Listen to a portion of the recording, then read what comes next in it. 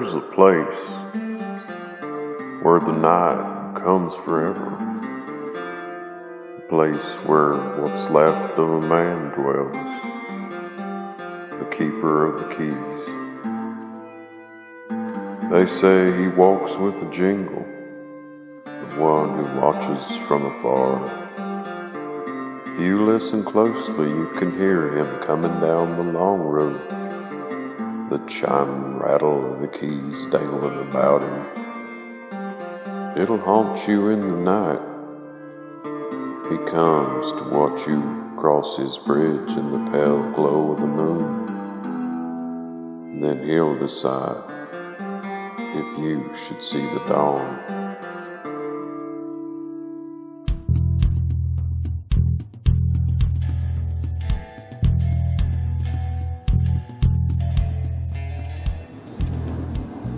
He was a local singer-songwriter, struggling musician from what I heard.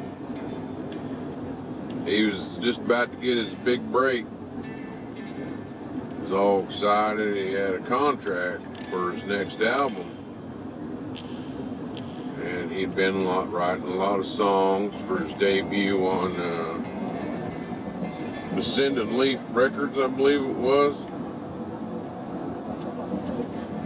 He was just about to enter the studio, but the day before he went in, he wanted to get a feeling for what he was writing, all the songs he'd been doing there for the months before. So he headed down to 25 West to Monkey Jack Bridge.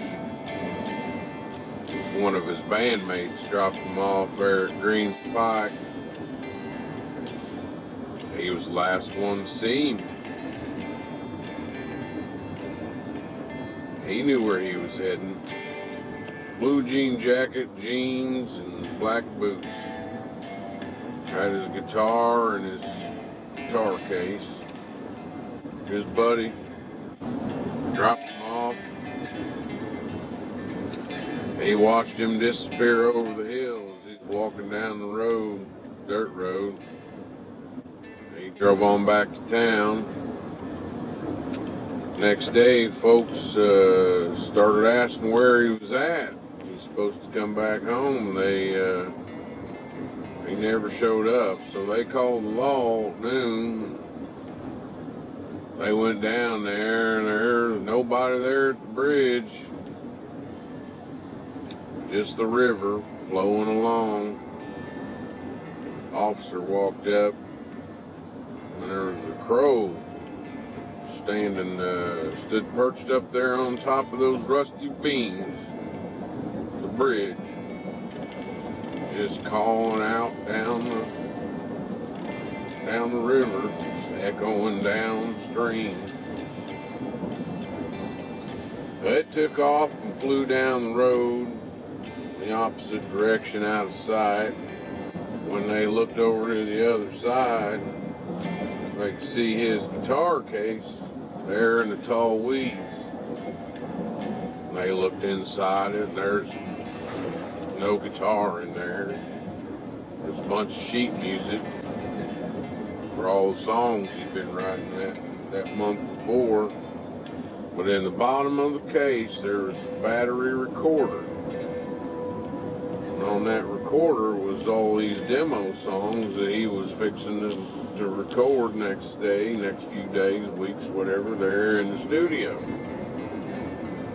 And that's where all them songs they got there on the YouTube from.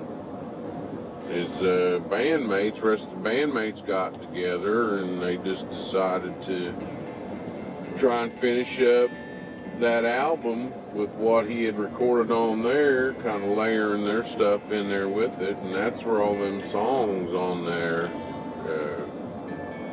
that's where they got all them songs, and that's the story of that musician that went down there and never came back. They say sometimes whenever you go down there at the time of the year, it was like fall time, and they say You let that river get quiet, and you listen out there, and you can hear that guitar playing along with that water. The birds just singing and listening. They say you can hear him down there singing and playing. But I don't know if that's all true or not, but that's how that story goes.